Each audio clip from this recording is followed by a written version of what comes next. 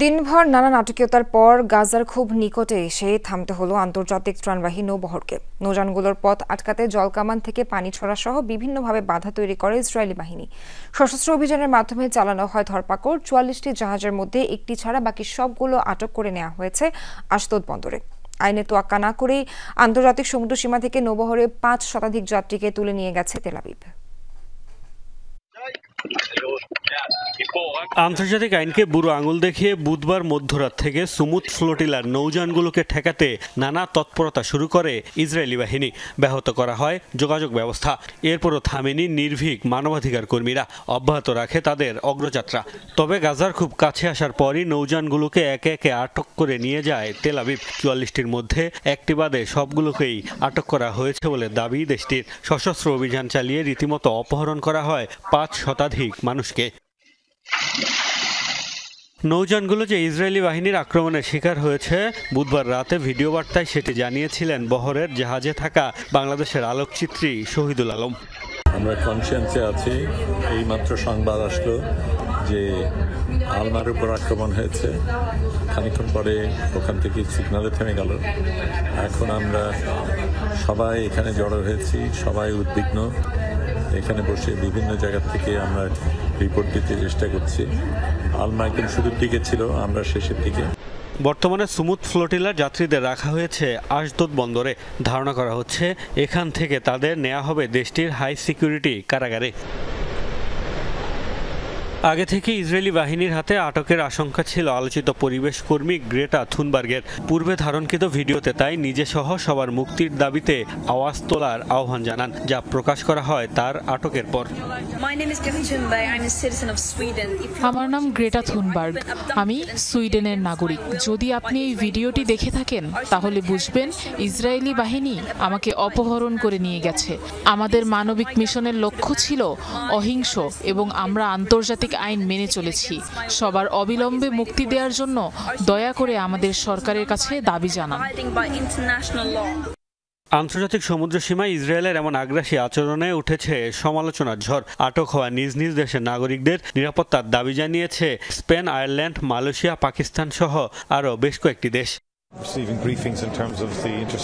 আমাদের রাষ্ট্রদূত ইসরায়েলি কর্তৃপক্ষের সাথে যোগাযোগ রাখছেন এবং যারা আটক রয়েছেন তাদের আমরা সার্বক্ষণিক সহায়তা প্রদান করব। তাদের সাথে যথাযথ আচরণ জরুরি। এটি একটি মানবিক মিশন যা কারোর জন্য হুমকি তৈরি করেনি। এর আগেও কয়েকবার আন্তর্জাতিক ত্রাণবাহী নৌবহর আটকে দিয়েছে ইসরায়েল। তবে গ্লোবাল সুমুদি ছিল এ যাবৎকালে গাজার উদ্দেশ্যে যাত্রা করা সবচেয়ে বড় বহর। মোস্তফা মাহমুদ, যমুনা নিউজ। এদিকে গাজামুখী ত্রাণবহর গ্লোবাল সুমুদ ফ্লোটিলায় হামলা ও মানবাধিকার কর্মীদের আটকের জেরে বিশ্বজুড়ে বইছে নিন্দা সমালোচনার ঝড়। সোচ্চার কণ্ঠে ইসরায়েল বিরোধী অবস্থান নিয়েছে কয়েকটি দেশ। মধ্যরাতেই রাজপথে নেমে বিক্ষোভ করেন তুরস্ক, গ্রিস, ইতালি ও তিউনিসিয়ার নাগরিকরা। পুরো ইসরায়েলি কূটনৈতিক দলকে বহিষ্কার সহ তেল আবিবের সাথে মুক্ত বাণিজ্য চুক্তি বাতিল করেছে লাতিন দেশ কলম্বিয়া। ইসরায়েলের কূটনৈতিক প্রতিনিধিকে তলব করেছে স্পেন।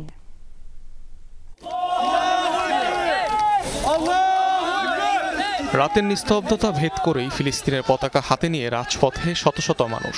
গাজাগামী ত্রাণবহরে হামলার প্রতিবাদে স্লোগান তাদের কণ্ঠে। বিক্ষোভের এই দৃশ্য তুরস্কের।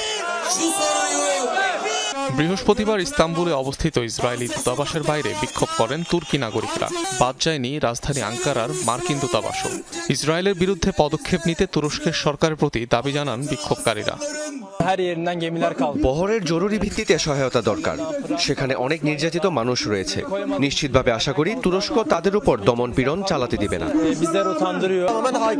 সম্পূর্ণ বেসামরিক নাগরিক বহনকারী জাহাজগুলোকে বেআইনিভাবে আটক করা হচ্ছে। এর প্রতিবাদ জানাতে এসেছি। বিক্ষোভ হয়েছে গ্রিসেও। রাতের আধারেই অ্যাথেন্সে পররাষ্ট্র মন্ত্রণালয়ের সামনে জড়ো হয় বহু মানুষ। সুমুদ বহরের আটককৃতদের মুক্তির দাবি জানান তারা। আজ এখন বিশ্বের প্রতিটি শহর গাজার পক্ষে দাঁড়িয়েছে, গণহত্যার বিরুদ্ধে দাঁড়িয়েছে, ন্যায় বিচার, স্বাধীনতা এবং অধিকারের পক্ষে দাঁড়িয়েছে। নৌবহরের শান্তিপূর্ণ যোদ্ধাদের প্রতি সংহতি জানাতে এখানে এসেছি, যারা গাজার অনাহারে থাকা মানুষের জন্য খাদ্য ও ত্রাণ বহন করছে। ত্রাণবাহী নৌবহর আটকে দেওয়ার খবর শুনে রাতেই ইতালির রোমে মূল সড়ক আটকে বিক্ষোভ করেন নাগরিকরা। দেশব্যাপী সাধারণ ধর্মঘটের ডাকও দিয়েছে আন্দোলনকারীরা। ব্যাপক বিক্ষোভ হয়েছে Tunisia, Argentina, Germany, Belgium, Spain এবং মেক্সিকোতেও। এর আগে সুমুদ ফ্লোটিলায় হামলা ও ত্রাণবহর জব্দের জেরে ইসরায়েলের পুরো কূটনৈতিক প্রতিনিধি দলকে বহিষ্কার করে কলম্বিয়া। একই সাথে বাতিল করা হয় তেল আবিবের সাথে মুক্ত বাণিজ্য চুক্তি। বিবৃতিতে নিন্দা জানায় মালয়েশিয়া, আয়ারল্যান্ড, ভেনেজুয়েলা সহ কয়েকটি দেশ। অনিক রহমান, যমুনা নিউজ। ভাষা সংগ্রামী, কবি, প্রাবন্ধিক ও রবীন্দ্র বিশেষজ্ঞ আহমদ রফিক মারা গেছেন। ইন্না লিল্লাহি ওয়া ইন্না ইলাইহি রাজিউন। রাজধানীর বারডেম হাসপাতালে আইসিইউতে চিকিৎসাধীন অবস্থায় তিনি মারা যান। দীর্ঘদিন ধরে তিনি বার্ধক্যজনিত নানা সমস্যায় ভুগছিলেন। তার বয়স হয়েছিল ৯৬ বছর। বৃহস্পতিবার রাত ১০:১২ বারডেম হাসপাতালে চিকিৎসাধীন এই ভাষা সংগ্রামীর ভেন্টিলেশন সাপোর্ট খুলে দেওয়া হয়। গত ১১ সেপ্টেম্বর তাকে বারডেম ভর্তি করা হয়েছিল। আহমদ রফিক ফাউন্ডেশনের ট্রাস্টি ইশরাত রহমান নাদিয়া জানান, শনিবার সকাল ১১টায় সর্বস্তরের শ্রদ্ধা নিবেদনের জন্য আহমদ রফিকের মরদেহ কেন্দ্রীয় শহীদ মিনারে নেওয়া হবে। আহমদ রফিক দেহ দান করেছেন, ফলে তার মরদেহ বারডেম হাসপাতালকে দেওয়া হবে বলেও উল্লেখ করেন তিনি। আজকে এখানে গোসলের পরে ওনাকে মর্চুয়ারিতে রাখা হবে। শনিবার দিন বেলা ১১টায় সর্বসাধারণের শ্রদ্ধা নিবেদনের জন্য আমরা ওনাকে শহীদ মিনারে নিয়ে যাব।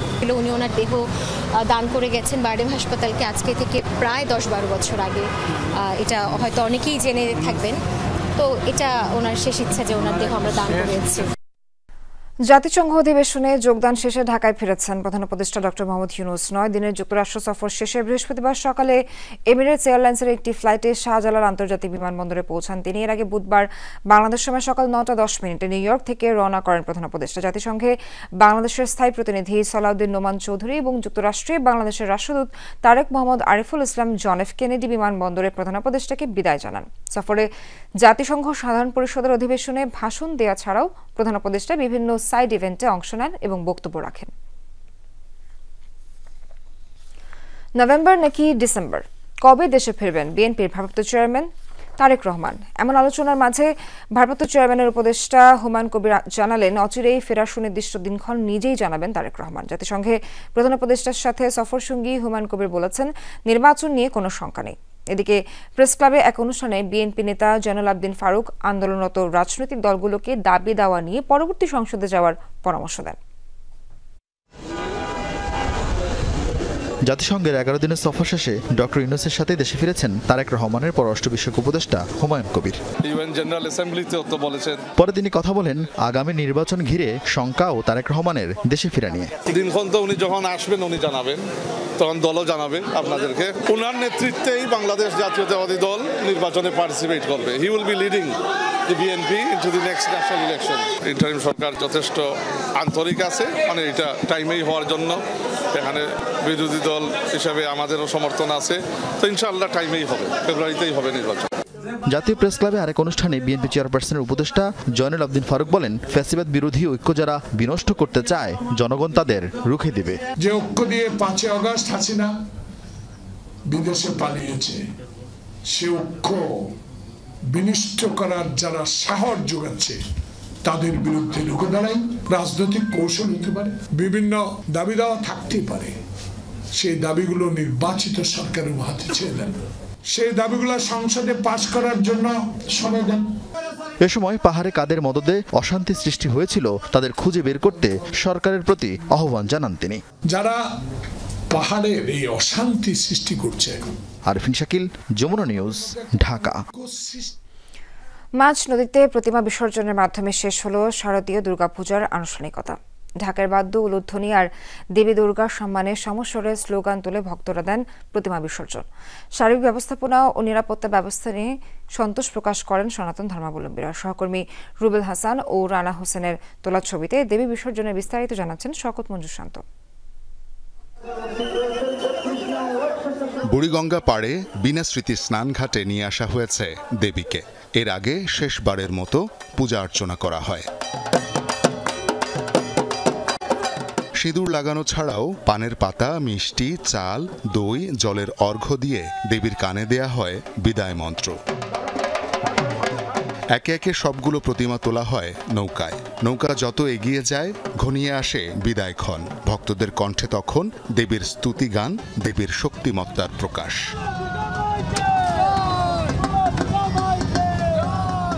মাঝ নদীতে একে একে পূজার সকল অনুষঙ্গ নদী গর্ভে রেখে ভক্তরা ভাসিয়ে দেন প্রতিমা। শান্তি সবার মধ্যে যাতে ছড়িয়ে পড়ে মার কাছে সেটা আমরা আহ্বান করি। আগামী বছর যেন সবাই মিলে আনন্দ ফুর্তি করতে পারি, দেশ যেন শান্তি থাকে, সুস্থ থাকে। শিশুদের নিজে হাতে বানানো কাগজ আর কার্ডবোর্ডের প্রতিমা নজর কাড়ে সবার। এই প্রতিমা বানানো, পূজা পর্ব, এমনকি বিসর্জনও নিজেরাই করেছে খুদে ভক্তরা। প্রথম দেবী দুর্গার মাটির মূর্তি বানাতে চাইলাম, তখন আমি আর আমার ভাই মাটি নিয়ে আসার জন্য প্রচণ্ড স্ট্রাগল করি। তারপরে আমরা এটা সফল হতে পারি না, তাই আমরা কার্ডবোর্ডে দুর্গা বানাই। মানে আমরা বাসায় নিজেরাই বানিয়েছি, নিজেরাই ছোটরা মিলে সবাই পুজো দিয়েছি। খেলা চলে আস্তে আস্তে বানায় তারপরে পুজোর উপস্থিত করেছি। বিজয়া দশমীতে প্রতিমা বিসর্জন উপলক্ষে তৈরি করা হয় বিশেষ নিরাপত্তা বলয়। ডগ স্কোয়াড, পুলিশ, নৌ পুলিশ, বিজিবি, সেনাবাহিনী, ফায়ার সার্ভিস সহ যে কোনো পরিস্থিতির জন্য প্রস্তুত রাখা হয় ডুবুরি দলকে। নদীতে যেন নৌকায় লাইফ জ্যাকেট এবং অন্যান্য কিছু রাখা হয়, সাথে অন্যান্য এজেন্সি স্পেশালি ফায়ার সার্ভিসের লোকেরা সবাই, নৌ পুলিশ সবাই সচেতন আছে এবং তারা সজাগ আছে, তারা আমাদের সাথে আছে। বিকেল গড়াতেই বাড়তে শুরু করে প্রতিমা বহনকারী ট্রাকের সংখ্যা। ভক্তরা ধারাবাহিকভাবে নির্ধারিত নৌকায় প্রতিমা তুলে মাঝ বুড়িগঙ্গায় বিদায় জানান প্রিয় দেবী দুর্গাকে। এবারে পূজাটা অন্যান্য বারের মতো মজাই হয়েছে, অনেক আনন্দ করছি। বরাবর যেমন হয় তেমনই হয়েছে। বিসর্জন দিতে ভালো খারাপ দুটোই। মা ছিল আমাদের সাথে, আমরা অনেক দিনের অপেক্ষা করেছিলাম, এতদিন আমার সাথে মা অনেক ভালোভাবে ছিল, এখন আবার চলে যাচ্ছে। কখনোই সামনে থেকে বিসর্জন দেখিনি, এটা অনেক ভালো লাগছে, আবার খারাপও লাগছে যে মা চলে যাচ্ছে। এই অনুষ্ঠান সারা বাংলাদেশে সুষ্ঠুভাবে হয়েছে, আমরা খুশি, দেশবাসী খুশি। এই সকলের কল্যাণ হোক, মঙ্গল হোক। সন্ধ্যার পরও চলে বিসর্জনের আনুষ্ঠানিকতা। রাতের নীরবতায় তখন নৌকার ইঞ্জিনের শব্দ ছাপিয়ে ভক্তদের দেবী দুর্গার জয়ের স্লোগান, আসছে বছর আবার এসো। যে আমরা প্রশাসনের সহযোগিতা পেয়েছি এবং আমরা যে আনন্দ পেয়েছি, এরকম অনেক আগের থেকে এবছরে খুব ভালো আনন্দ করেছি। যে আমরা 5 দিন খুব আনন্দ করছি, আজকে এটা মাকে বিদায় জানাচ্ছি। অনেক ভালো হয়েছে, অনেক সুন্দর হয়েছে। আবার সামনে বছরে আবার মার দোয়ার আরো ভালো হইবে। দেবী দুর্গাকে বিসর্জনের জন্য তার ভক্তরা তার প্রতিমা নিয়ে এসেছে মাঝ বুড়িগঙ্গায়। এখানেই বিসর্জন দিবেন। দেবী চলে যাচ্ছেন কৈলাসে।